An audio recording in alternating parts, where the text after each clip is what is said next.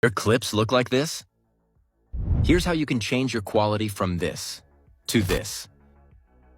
Import your video and start with cutting it at every frame in which your object is moving.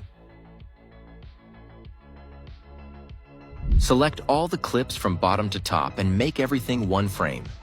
Then right-click the bottom layer, go to Keyframe Assistant, go to Sequence Layers, make sure overlap is disabled and press OK.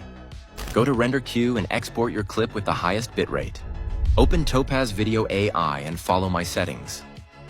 These settings can be different depending on how your original clip looks like.